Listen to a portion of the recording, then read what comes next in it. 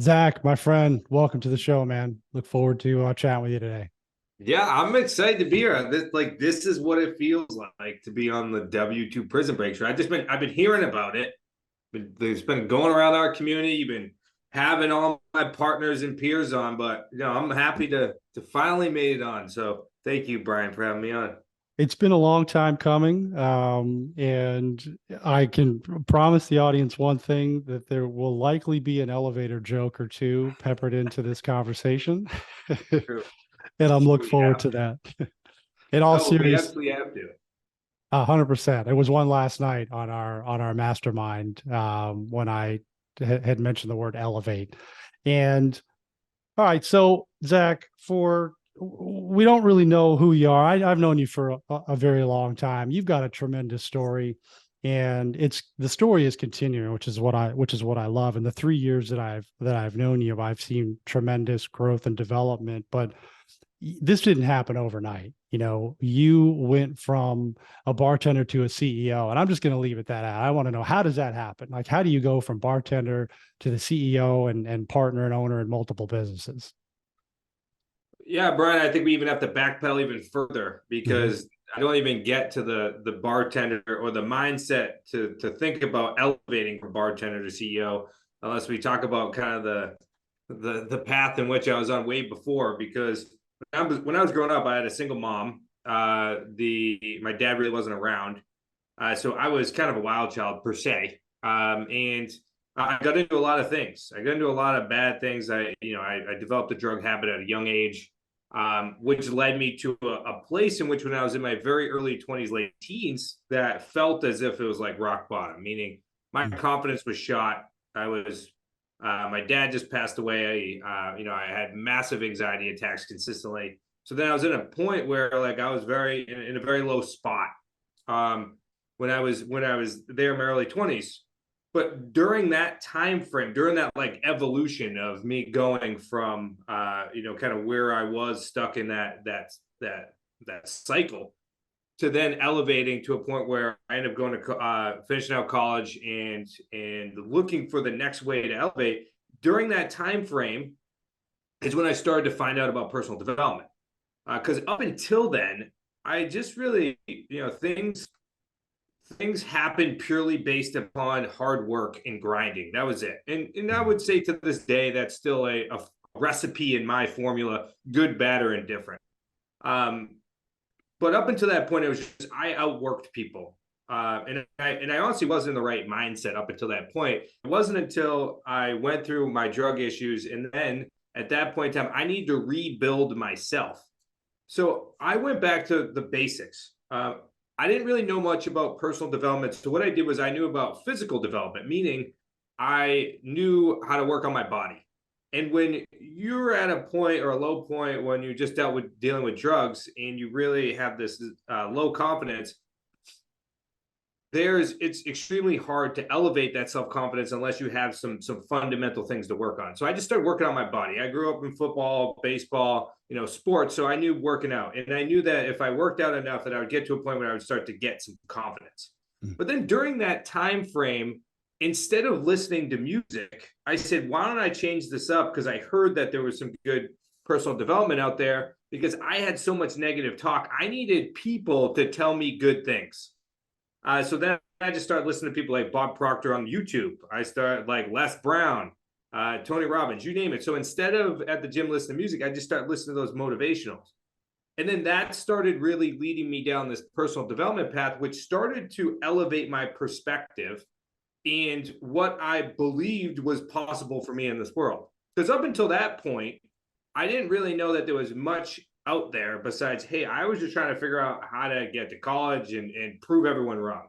But I didn't really see the elevation or where I wanted to actually be in life. So up until that point, there was no perspective. But then once I started reaching that point and started to see some success of rebuilding from where I came from, I realized, all right, now that's a story that I can hang my hat on. If I can go from where I was to where I am, where I was at that point with that small little bit of gap, I realized, hey, if I just keep working on this, it's going to keep building me up. Which led me to a point where this is where we kind of started the conversation, which is where I became a bartender, because every person in their right mind that had a drug issue, as soon as they get out of college, would Yeah. go become a bartender. Uh, and that just goes back to my old paradigms. I just didn't know what else to do. I only went to college because somebody told me I couldn't go to college. That was it. I had no idea what I wanted to do when I got out of college. You know, I ended up graduating with like I think it was I honestly don't even know what the degree was. It was like a marketing degree and like a minor in finance. Yeah. It tells you how much. So I went and convinced this. Bar owner who I ended up realizing his family is connected to all the other bar owners. But I went and convinced this bar owner and told him that, hey, I'm going to be your marketing person. I'm going to help you fund people into your door. I'm going to help get people in your door, knowing farewell that I just wanted to bartend because I thought that would be fun, being in Newport, Rhode Island. But once I got to that point, then I started elevating myself from bar back, which is, you know, you just handle all the basics on the back end, to eventually bartender. And then I got to a certain point where like I was at the highest point I could be, because I didn't have the last name of the owners. I was at the highest elevation point I could be at like 24 years old. And at that point in time, that's when it caused me to say, all right, Zach, what's next? Yeah. So I'll kick it back to you just for a second here. No, I'm really curious. I mean, there's always new layers to your story when you tell it, and I appreciate it. It's, you know, sometimes it's hard to talk about, you know, stuff that's happened to us. I mean, you know, you mentioned about your mom and your dad not being around. I have the same thing going on right now as well. What was it for you that maybe it wasn't one thing that made you decide that, hey, personal development is something that I need to work on versus what you had called, hey, I'm just going to grind out and beat everybody out? Was there a moment or something that, you know, you had epiphany where, hey, I really need to start making personal development a priority in my life, and that's how I'm going to move the needle? I would say just like most other people's, it came out of necessity for change. Like I'm sure the people in the audience can probably feel this sometimes. And then it's like you're just beating your head against a ceiling consistently. Yeah. And then frustration builds, and you're just like, there's got to be a better way. So up until that point, I didn't personally work on myself. I barely even started reading until I graduated college. And that was because I started to find this passion of, and I wouldn't even say it was a passion of real estate. I started to find a passion of business. And I just happened to be in real estate. So it was more of like, all right, Zach, what does, if I did some research, what does everyone else recommend I do if I were in a place where I'm stuck? So then what I did was I just started listening to people motivationally first, because I just was like, I need motivation. I don't necessarily need development yet, at least because I didn't even know what that meant. What I knew was I needed motivation in order to feel better about myself, because I did not feel good about myself. So I just want other people to tell me, hey, I went through some similar things that you did. Like if you hear like the Les Brown stories where they talk about he couldn't really read or write, and he grew up in a very poor area in Miami. And then you start to just hear those stories. I'm like, oh, my story's not even that bad. So Zach, you know, get your head out of your ass and start working towards the next layer. Like stop feeling bad for yourself and let's start making movements. And that's what that just started to do. And then eventually I just attached myself to one person. And I just, for some reason, Bob Proctor to me, he just reminded me of like an awesome grandfather that, you know, you'd walk into a Christmas party and he'd be sitting in the corner and you go sit down next to him and he tells you all about his life and pours wisdom in you. So I just started really connecting with him, and I followed that path for about 3 years, which led me to reading some of his books. And then that led me down to start looking at like Think and Grow Rich, and then eventually moving on to some additional other people in that space as well, which then led me to this personal development journey. Sorry, Zach, is that something that you would recommend someone who, because you changed your downloads, right? You had negative inputs. You chose to put some positivity into your life, which again is free. This is, you know, a lot of people think that, you know, you have to immediately start hiring coaches and mentors, but you started with, hey, I'm just going to, you know, I'm going to go on YouTube or listen to podcasts. The data that's coming in, I have control over. So instead of the negativity, it's the positivity.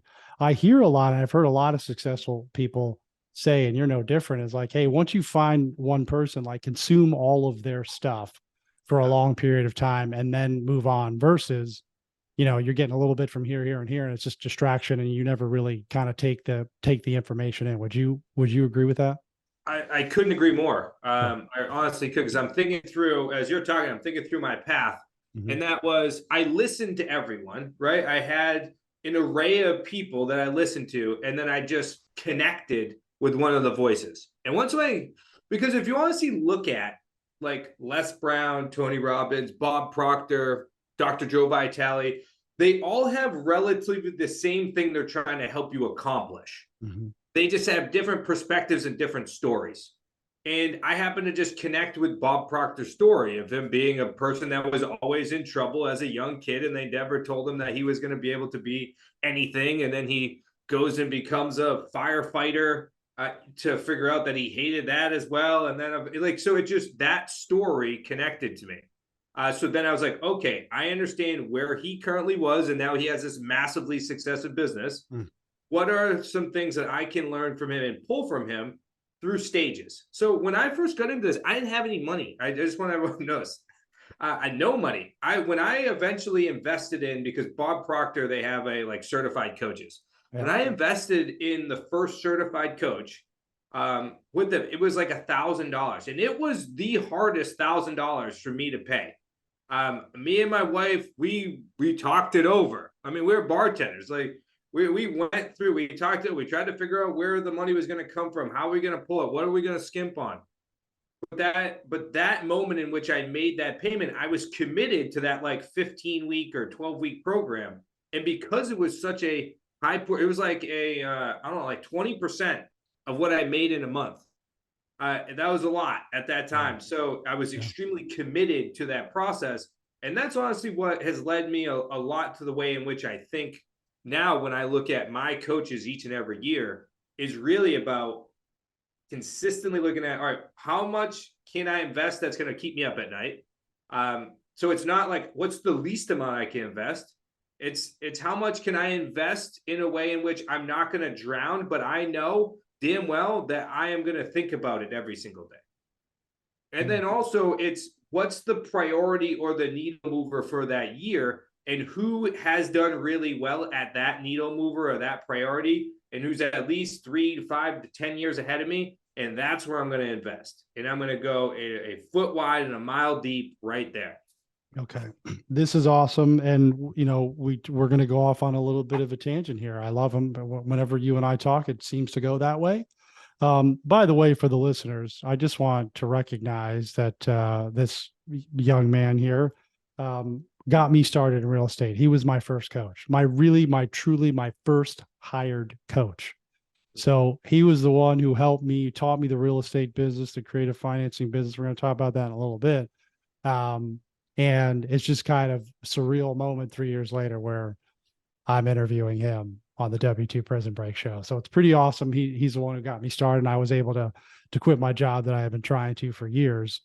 Zach, so thank you. I'm saying that publicly here, but I'd do anything. Did it all. I showed you the way. You did it all. Well, here's the important thing. Here's the important thing about coaching too, is that, and I'm going to ask you how you find your coaches, because I think a lot of people get stuck trying to find out there, like, who do I hire? Right.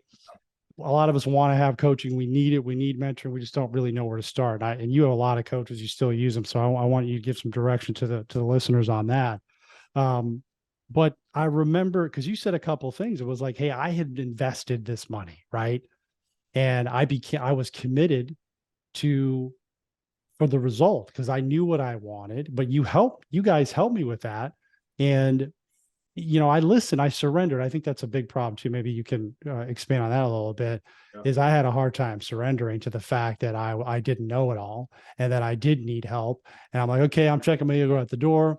Whatever my mentors and coaches are going to say, I'm going to just do it. I'm going to listen to them, put my head down, and I'm going to take the advice, because I'm here for a reason. The reason is I'm not happy where I am right now. I want something different, and I want to get around people who can help me get there. So how do we find, you've had so many coaches, I've had a bunch of coaches. How do we find the right coach? Like what's some tips, some advice that you would give?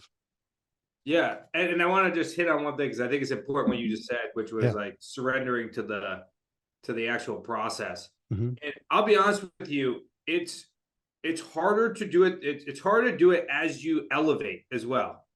And I'm saying this because it's like once you start reaching further, like all right, now I reached the quote Mhm. unquote CEO status. It's hard to then go find somebody and then trust that person that they're going to be able to bring you to the next level. It's like as you advance, it almost becomes it's harder and you become more skeptical from once you make the decision. But Yeah. once you make the decision, because you've now had prior experience with coaching and prior experience to know that hey, when I did surrender, I elevated, I moved. Mm. So and this kind of ties in with how to find your coaches. That is, it's again harder after like everyone thinks the hardest coach to buy into is the first one. It actually gets harder as you know more because you now need to ensure because you know how precious that time is and those resources are to Mm. ensure that that is the right coach person community that's going to move me forward. So just know like it gets harder. But once you're in it, the surrender process is easier because you're like, hey, I commit. Now I got to be all in. I got to be back to where I got to act like I know nothing and allow them to pour into me. Um, Yeah. let me talk about how I vet my coaches. And that is, Please. this brings back to a process too. I'm a big fan of priorities over goals. And the reason why I say that is because like goals tend to be long term or long plays. And it's not that I don't write down goals, I constantly do. But the commitment to a priority in a short period of time is what moves the needle. And what I mean by that is so if you have a goal and it's a year away, and then you break it down to what's the next thing I need to do in the next 90 to 120 days, the commitment to that priority is greater to the end result than it is the commitment to the goal. Because you need to move yourself from where you currently are to where you want to be. We always overestimate how much we can do in a year, but underestimate what we can do in many years. So your goal that you set that's like 3 years away, my guarantee is that is going to change or increase. I mean, you're going to either supersede it or that may evolve slightly because of what you learned in the next 90 to 120 days at a time. Mhm. So that priority is the most important thing when I look at this. So based now upon a priority in which I create, which is like what's the next step I need to make that then sets a clear path to help me reach the long-term goal. Once I have that decision made, now I look at who is the one that can move me in the next 3 to 6 months. Who's the one that can move me in the next 3 to 6 months? So once I have that clear understanding, and I know that that is the through line, meaning like if I accomplish this priority, everything else changes, everything else elevates with it. Mhm. And that's the hardest part when we're looking at goals. We tend to be unspecific or not specific enough in order to actually understand of what's going to move the needle. It's like, I want to lose weight. I want to make more money. Okay, but what's the thing that helps you make more money? Is it a very specific thing you do in your business? Is it a very specific habit that you create now? Is it a different perspective or a different way of thinking? Find the through line. Then once you know that through line, now I start looking for who's the master in that. And I don't just go and call one person and sign up. No, it's interesting when I talk with my leadership team, I say, all right, so we're developing a plan. Who's like the 3 to 5 people that you want to interview that could be the person? Then I go through a very specific interview process, but it does start with some things like we would all normally do, which is like, did you hear a podcast? Did you read a book? It was just like the Bob Proctor example I gave at the beginning, which was I looked at everyone, I started listening a little bit, and then was like, who caught my eye? Who did I get excited about listening to or reading? Because I'll tell you, at that time, I wasn't excited about reading Tony Robbins stuff, and it's not that Tony Robbins isn't great. He's awesome. Mhm. But just the way he was communicating wasn't ready. I wasn't ready for it. That wasn't mine. So, but I locked on the Bob. So that's what I did. I then locked on to somebody after I did some initial diving deep on some free material. So free material or books. So it's like $25. Mhm. Then from there, I then would break it down to who are the 3 to 5 people I want to interview or 3 to 5 companies. After I interview each and every one of those, I then go back and review and say, hey, are they the actual one hit the priority? Once I can draw that through line from them to the priority, that's when I'll go ahead and make that investment. Wow. I love it. This is, I wrote down here while you were talking, I said, this is what investing looks like. Like if you're going to invest in something and spend your dollars on something that's not you, you would do all this. Like you would do due diligence. You wouldn't just throw money at, well, that guy sounds pretty good. Let me give him 25 grand, And I think a lot of people skip this step. So I love the priorities over versus, over goals. Do you have maybe a quick example of, because I think a ton of people get stuck doing this, Zach, is you have the goal. What do I need to do? What are the action items in the 90 to 120 days? Do you have a top of mind example that you could break down for context? Sure. So we can even do some basics. Let's use right now, one of my priorities. So I have 4 priorities right now. One has to do with, one has to do with business, one has to do with investing. And then one has to do with relationships and one has to do with health. Those are the 4 priorities I agreed to for this year.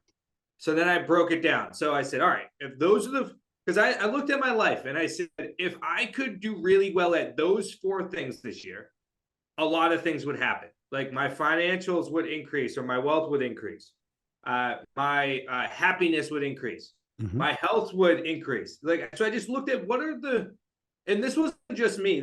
I've listened to a bunch of podcasts, read a bunch of books, and this is where I kind of just developed this was the connection formula for me.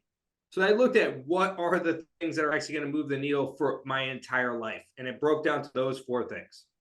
So if we took like my health goals, one of my health goals is to lose another 5% of body fat so I can get back down until when I was like in my early 20s, which would be like 18 to 15% body fat. So I'm like, all right, so that's the goal, right? Or that's the goal. But the priority is to increase my health so that way I have more energy.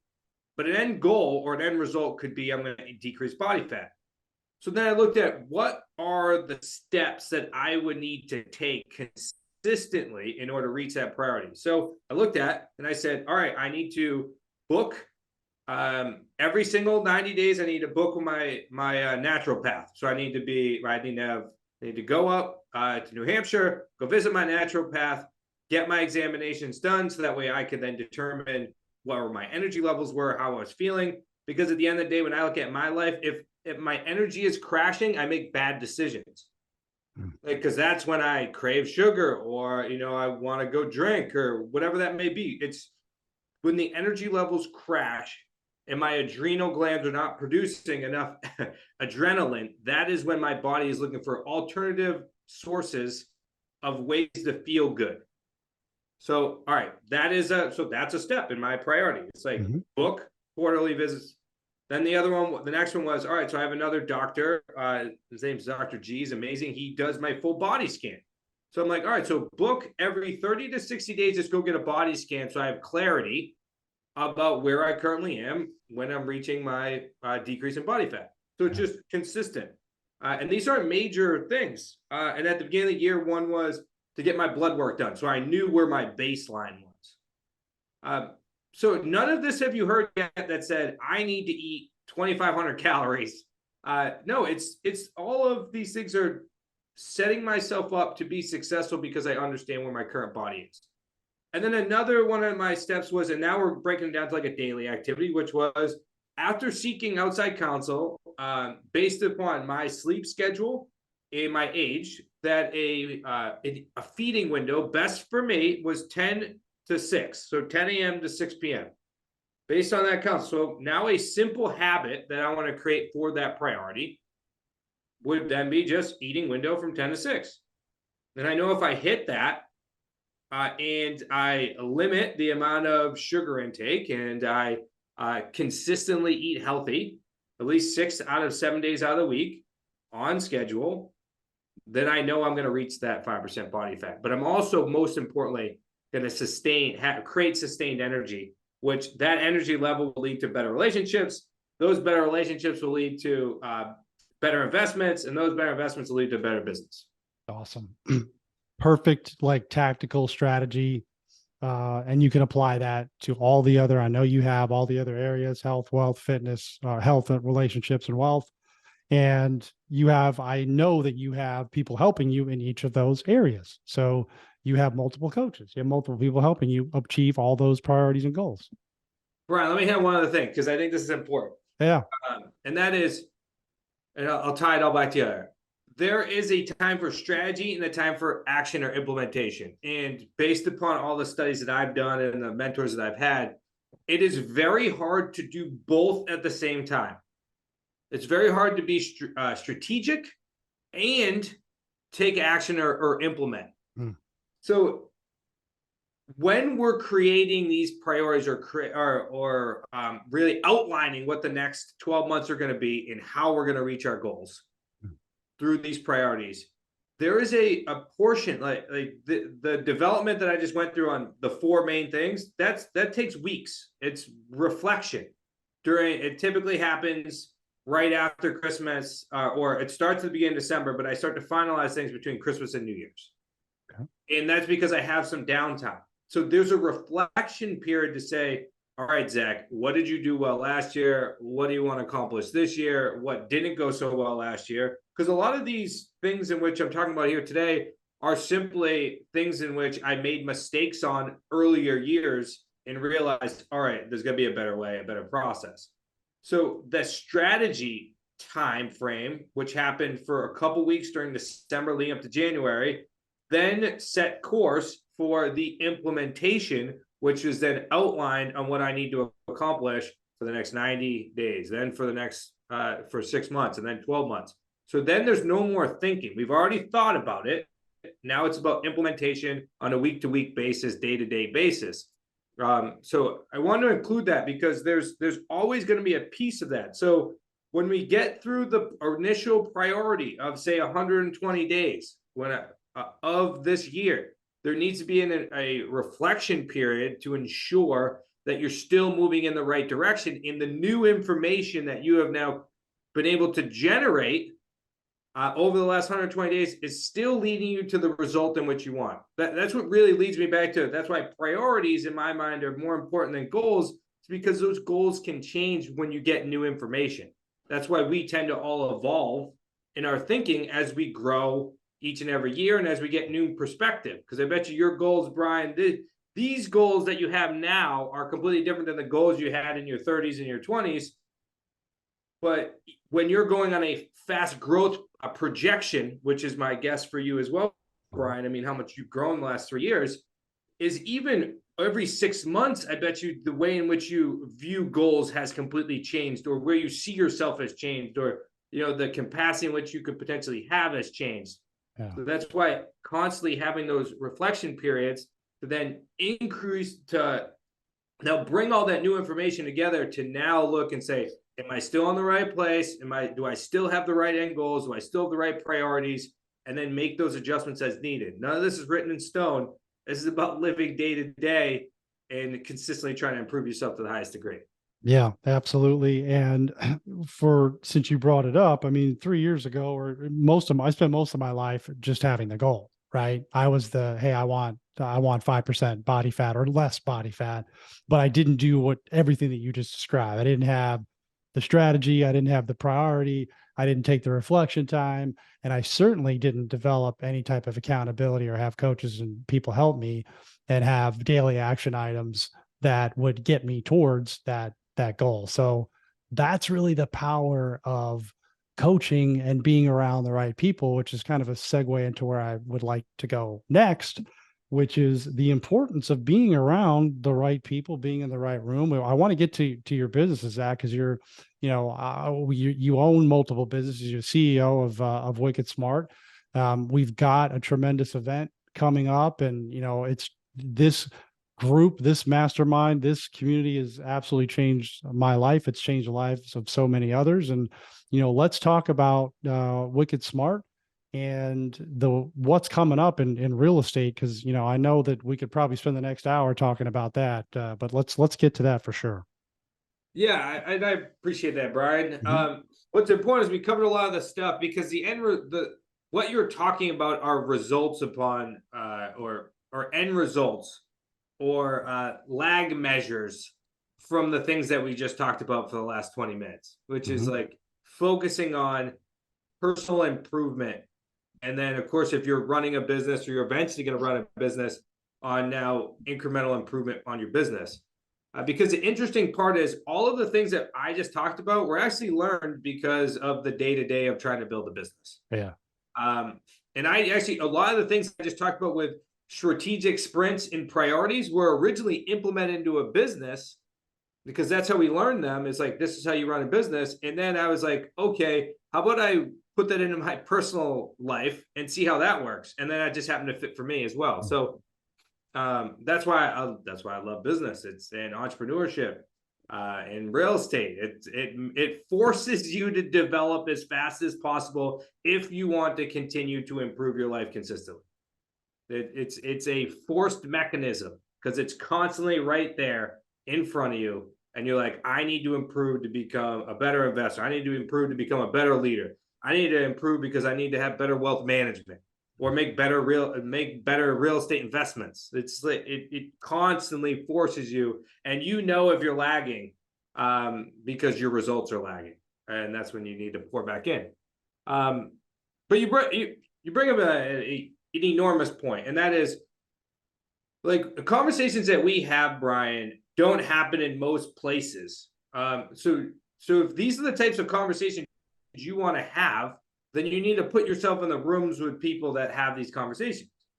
Like in our community, if you want to leave and break out of your W-2 job, then you need to be surrounded with people that either, number one, have broken out of their job, or number two, are planning and implementing the plan in order to break out of their W-2 job.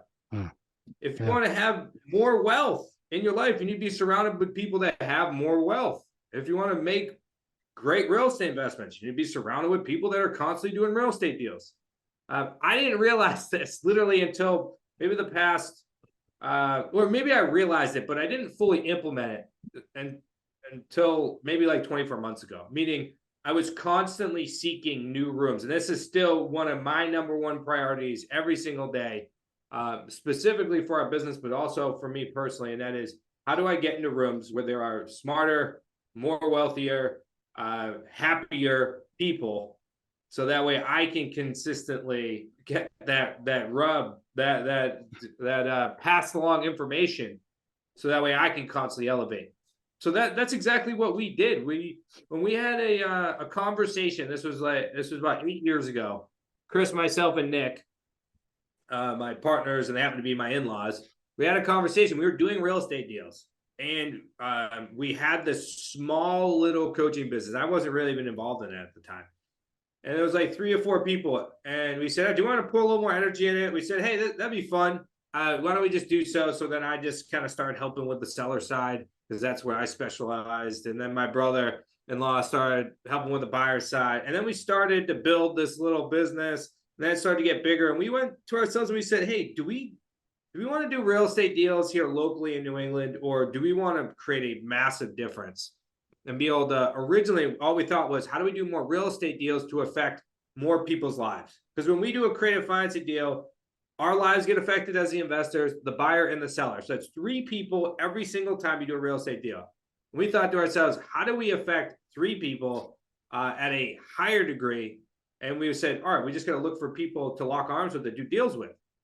And then the byproduct of that, though, which is not what we expected.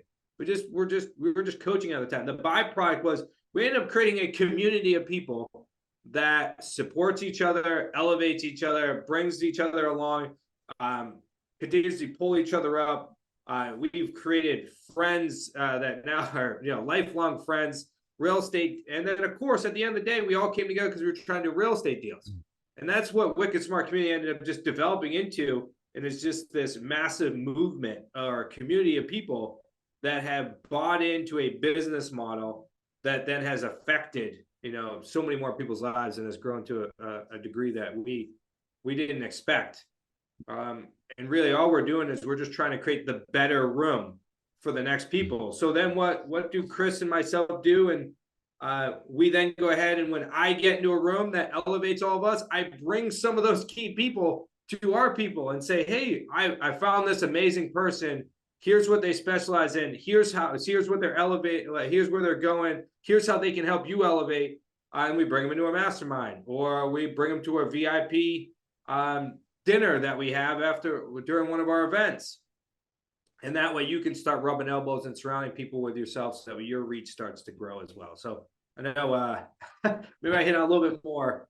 No, that's great. You mentioned an event. We have one coming up, which we're going to talk about here in a bit. But I love what you said about, creating a movement in the community. I was in the wrong room for most of my life. I wasn't in a room. I wasn't even in a room.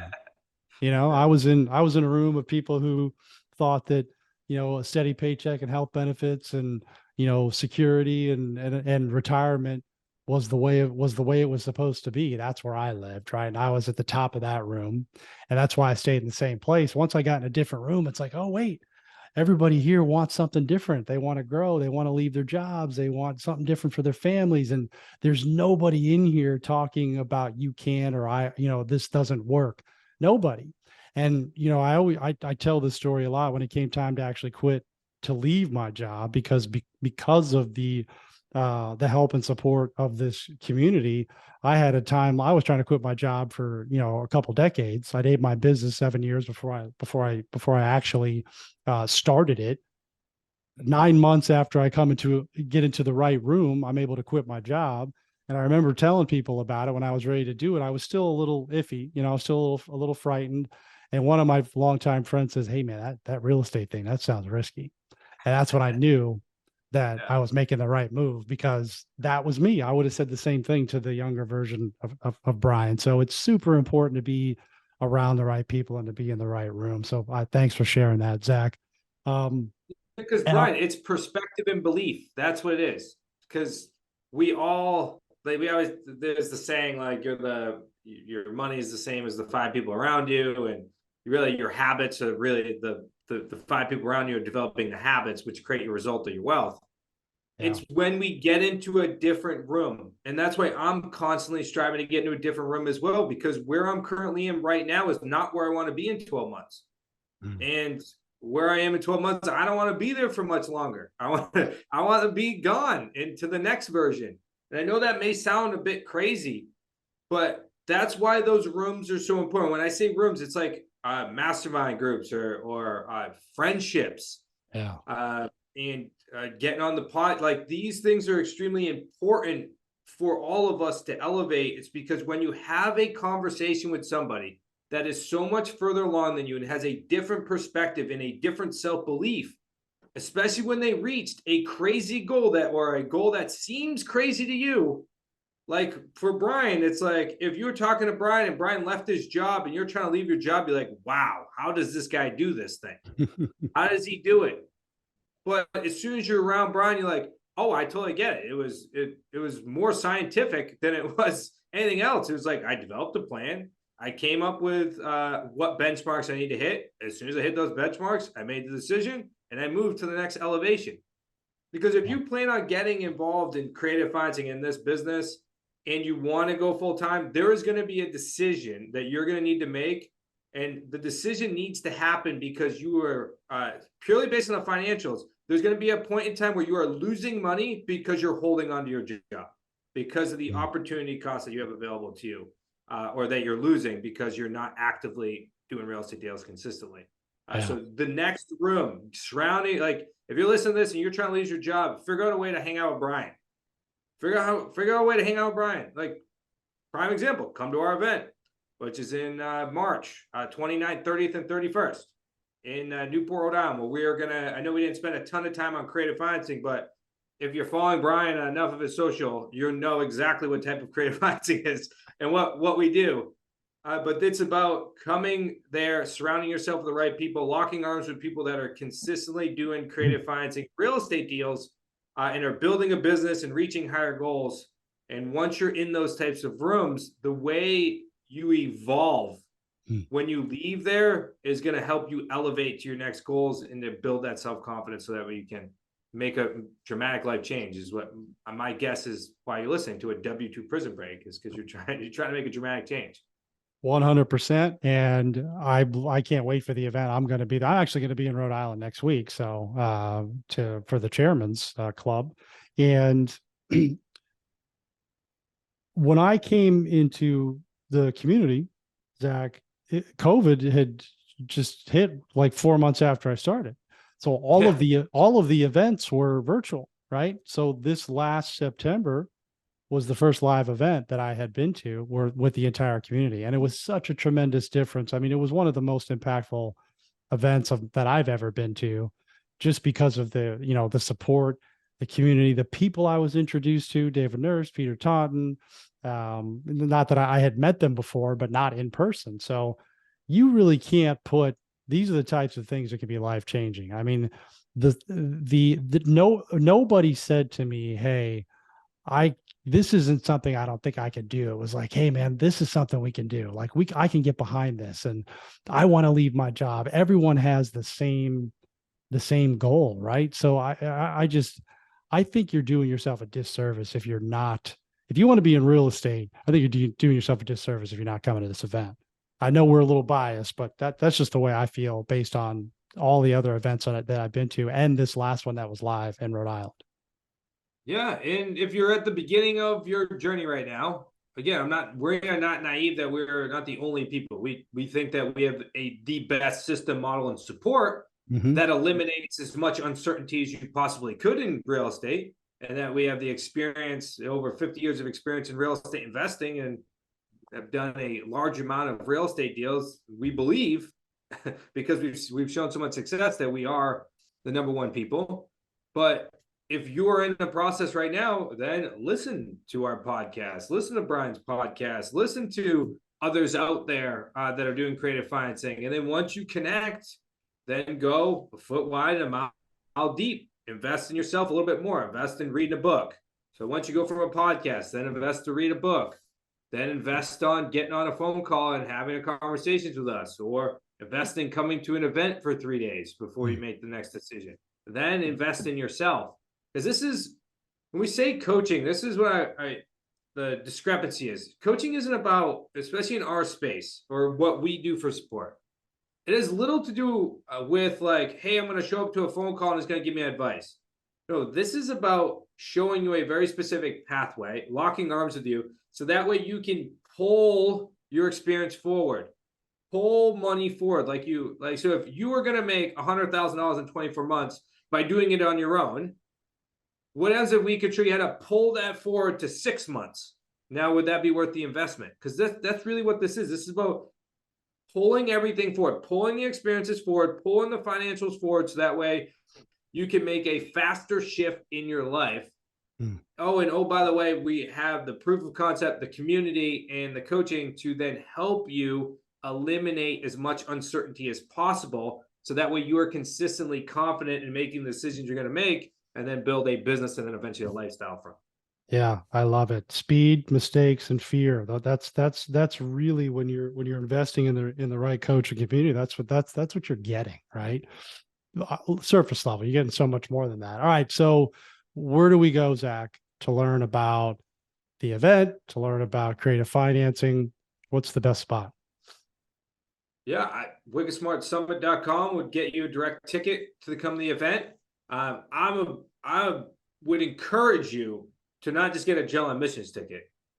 General admissions is going to get you into the event for Wednesday and Thursday, but it's not going to give you all the additional VIP experience, and it's not a massive upgrade for the amount of when I'm saying dollar amount. It's not a massive amount more money in order to get you into the bigger, better rooms, including the last day, which is Friday, which is a VIP experience, which is where we cut the room down in half, basically, or to a third, and we dive even deeper into metrics, business, have special guests, include all of our vendors, surround you with the tools, so when you leave the event, you can go take action. It's like one of those resets, our reflection points, that you come learn, reflect, put things into action, and then if you lock arms with us, now it's about us hitting the ground running with you. Because that's what 90% of business is. It's about getting after it. So that's what we'll do as soon as you head out. So WickedSmartSummit.com. wickedsmartsummit.com. And you get to meet me. And you get That's to be in very true. Newport. You get to be in Newport. I mean, come on, one of the most No, beautiful places on earth in March. So that's reason enough. I have a question for you, Zach, and I think I know the answer, but I'm really interested to hear your answer. You're constantly looking to be in different rooms because, as you said, you get to the point where you're at the top of the room, right? You're the smartest guy in the room. You're looking to be the dumbest, for lack of a better phrase. Does that make you uncomfortable to be in a different room where you're at the bottom, if you will? always. It's a giant ego check, consistently. Yeah. One of my coaches that I had, we outlined like what I would like my life to look like in the next like 10 years. Mm-hmm. And he said to me, "Hey Zach, I hope you're comfortable being uncomfortable, because basically every single 6 months you're gonna have to evolve into somebody different." And that comes with, and I want to say this, you don't have to have that path. Yeah. There, when we talk about development, it's about improving every day, but it's not that you need to improve massive amount. Like there's some that are listening to this. Your goals are going to be, hey, I want to leave my job. I want to create a nice, healthy income, because what my priority is to travel the world, or my priority is to spend more time with family, or my priority is X, Y, or Z. I happen to be in my early 30s. My priority is to build the businesses as big as possible and to elevate myself in as many rooms as possible for the next 10 years. Like that's my priority when it comes to that. So know that doesn't have to be you. What's most important is we want to help you get to your goals as quickly as possible, so that way you can live the lifestyle that you want consistently. Yeah. Let me say this too as well. If you've watched the recent Amazon Prime show, Coach Prime, which is about Deion Sanders, it's amazing. It's awesome. I encourage you to do it. He talks about this thing called dominate, then elevate. Dominate, then elevate. And this has been a lesson that I've learned consistently, which is like, I always try to elevate before I dominate.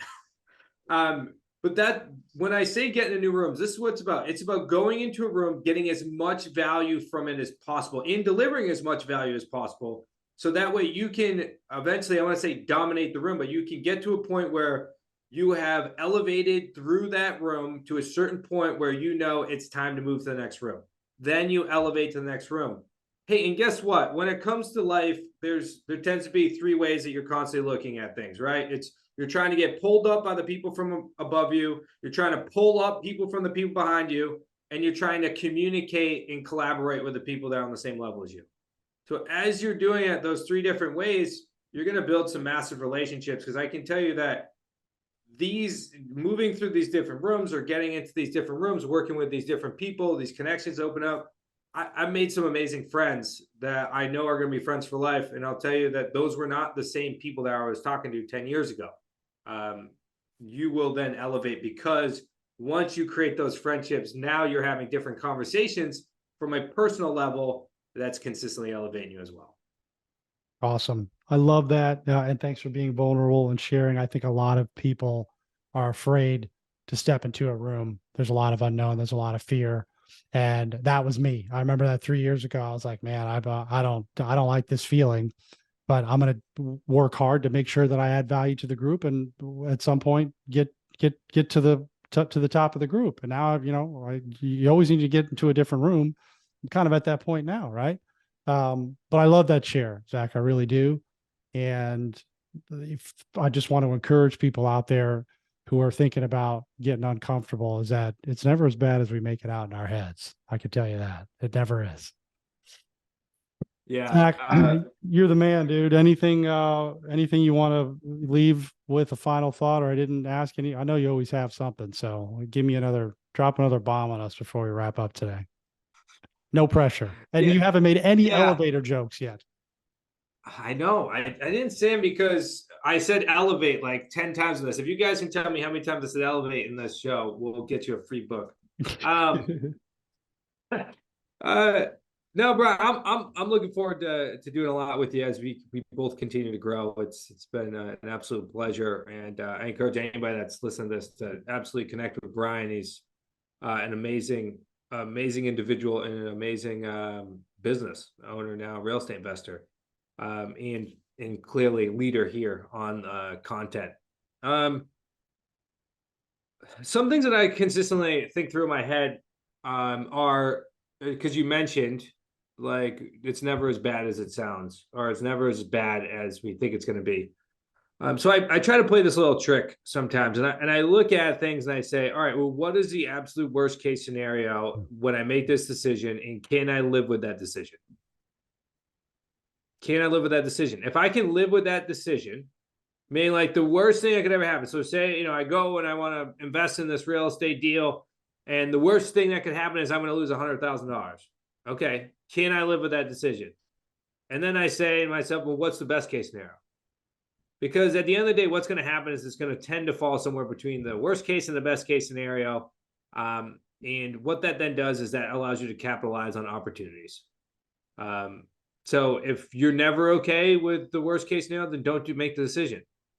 At the end of the day, my guess though is you're going to lose on a lot of opportunities. But if you're okay with it, then that's okay too. So I just wanted to hit on that because at the end of the day, guys and ladies, it's we're put here to grow and expand. That's my 32 years of experience. We're here to grow and expand. That's the important part. So if you're not growing, you're dying, because I bet you if you really reflect and the years in which you were able to grow and elevate and hit your goals, even if you didn't hit your goals, but you just had growth, you were happier. And the years in which you stayed stagnant, you were probably frustrated and not as happy. So at a bare minimum, if you could just leave with this thought, and that is just constantly look for incremental growth. And a worst case scenario, it's going to make you happy. Awesome. Awesome insight. I have nothing to add. Zach, thanks for your constant support. And everyone, make it a great day.